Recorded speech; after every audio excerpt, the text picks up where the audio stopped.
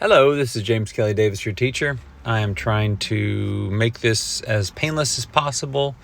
This is the syllabus video that you will need to watch in order to make it clear that you have understood the syllabus, that you've read the syllabus, and to show that you are on top of things for this syllabus expectation. Anyway, we have, as you can see, it has the class, spring 2026. The red means warning, the yellow means caution and careful use, and then the green means positives. I don't have office hours because I'm an adjunct.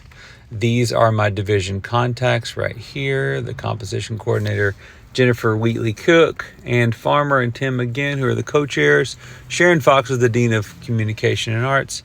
And then we have Miss Avalar Blick, who is the administrative assistant. She keeps a lot of things rolling. The course title and description just explains the class, which you're going to be getting 3 hours for this class.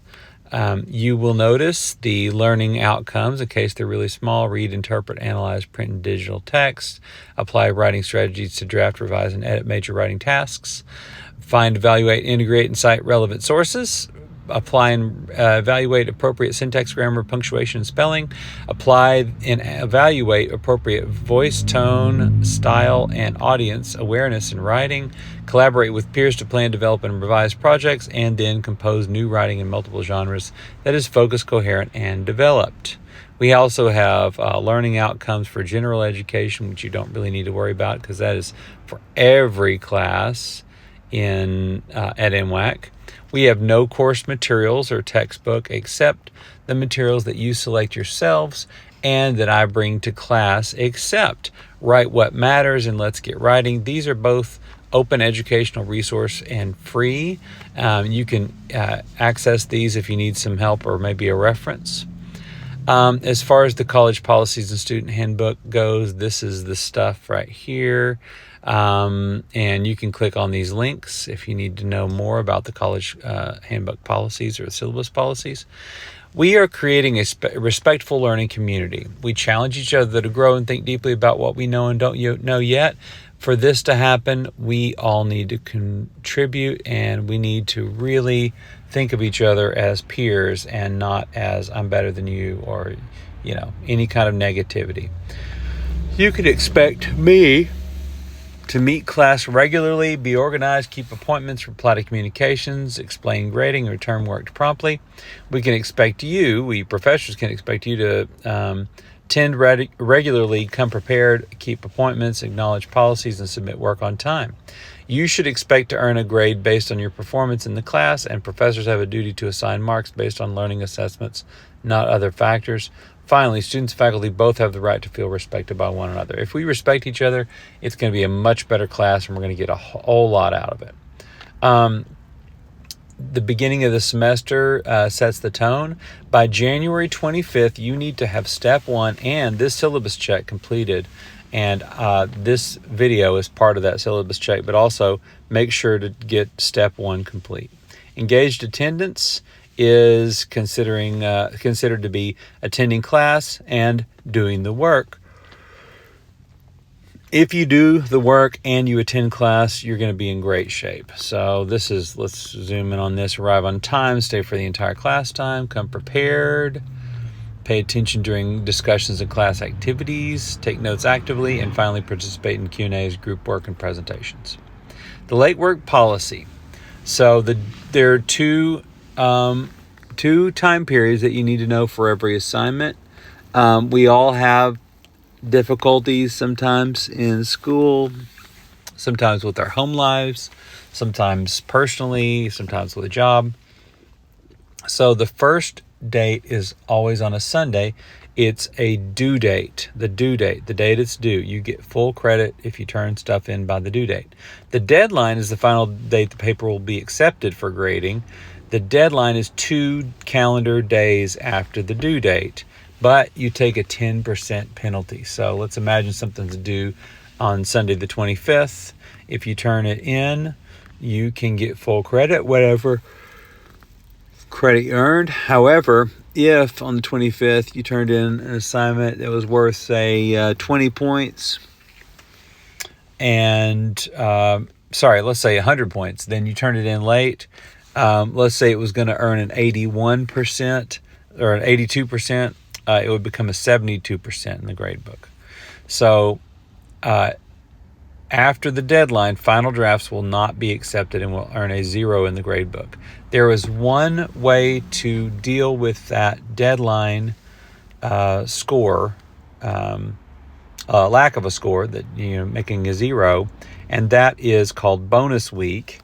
Bonus week is week 15. It's the week before finals week. You have the option to resubmit a fully revised work for a grade replacement. So it's the final chance for you to radically improve your grade at the end of the semester. And so if you miss more than one major assignment, it's really, you can't use bonus week for both. You can only use it for one. So make sure and keep up to date. If you do slip up, that's kind of your get out of failing free card or improve your grade.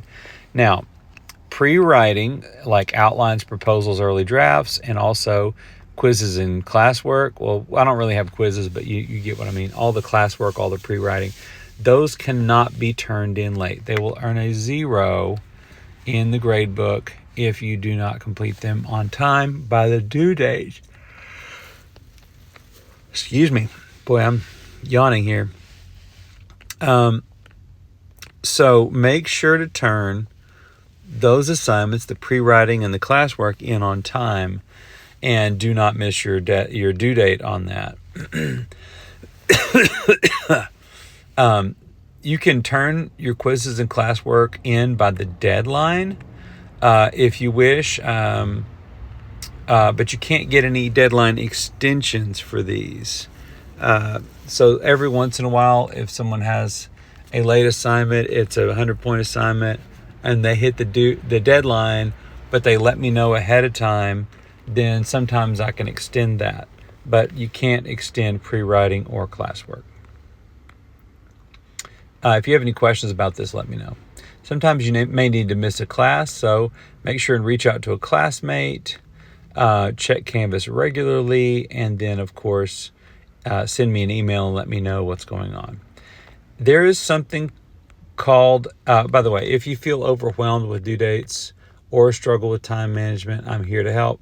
I have also been that person. I have had lots of trouble over my life with time and deadlines, that sort of thing. So I really want to be there for you. So please reach out to me. Don't just ignore the issue. Failure to participate is not completing half the work, at least half the work by the drop date. You get an FP, which is failure to participate. That has some pretty bad consequences for you regarding your grade point, but also your transcript, but also your financial aid. So March 27th, 2026 is the last day to withdraw from the course. So if you don't withdraw, but you don't do the work, you can get an FP, and that's not good. Grades and success, final course grades, an A, B, C, D, F, FP, like I mentioned, and a W. If you withdraw by that March 27th date, then you do not make an F or an FP. Academic honesty. I'm very interested in you doing your own work instead of somebody else doing your work for you, including ChatGPT. Self-plagiarism is a form of academic dishonesty that suggests that you are using work that you previously completed for another class or at another time as the work that you completed for this class. It's not very often that people do this, but it is something to note, and we do not like it. It's expressly not permissible to use that in this class.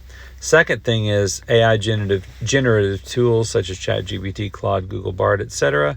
There are 3 ways to use AI. One is You do not use AI for any assignment unless I give explicit written permission in the assignment itself. The default for every assignment is no AI. Do not submit work generated by AI as your own personal work or as something that you did. Second, if you do end up using AI according to my directions, please make sure to cite it. There are directions for citing it, and those links are right there. MLA citation, APA citation. Certain assignments will allow the use of generative AI, which I'll talk about later, usually in editing or possibly brainstorming process. Next, be aware that AI-generated text may not always be accurate or reliable, so you can't just blame ChatGPT. As a matter of fact, that's usually going to be considered cheating, and then also you are responsible for every word of each assignment you submit to me. The DRC, or Disability Resource Center, is a place where you can deal with disabilities that you have or challenges, physical challenges, sometimes emotional challenges or learning challenges that you might have. If you have a diagnosis, you need to go to the DRC. That will allow me to give you accommodations as your teacher, and all your teachers have to follow this if you have accommodations. So please go see them. There's the number there. There's an introductory video. There's a website and even the physical location. I want you to succeed in this class. So please understand, I will get back to you within 24 hours during the week, if I possibly can, or 48 hours on the weekends. Writing and Academic Literacy Center, that is the Writing Center. And that was my mom texting there. That was the Writing Center. And basically you can do email or virtual consultation, or even go in to the Writing Center, and they will give you all the feedback that you could possibly need. Plus they do workshops.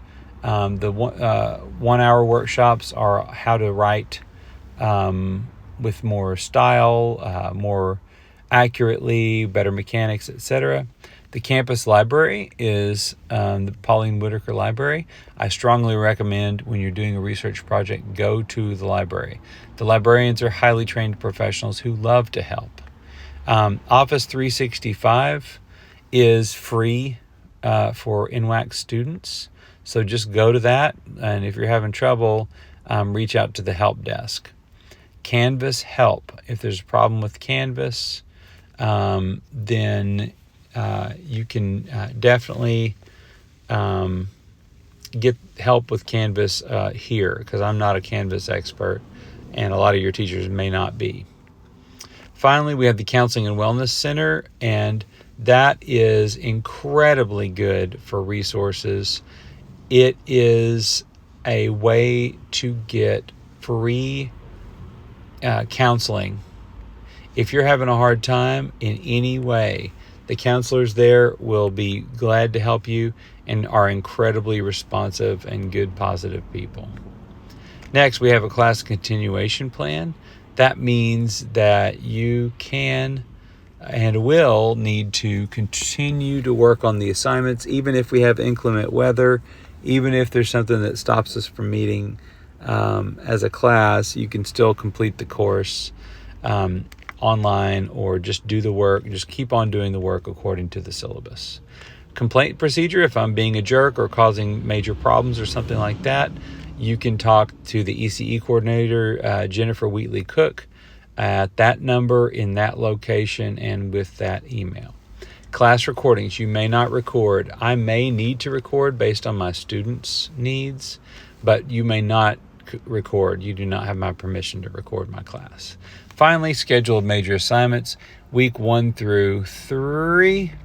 Class introduction, Google Drive Canvas connection, multimedia presentation introduction, complete step 1 of multimedia presentation, the proposal, peer questions, and writer's workshop.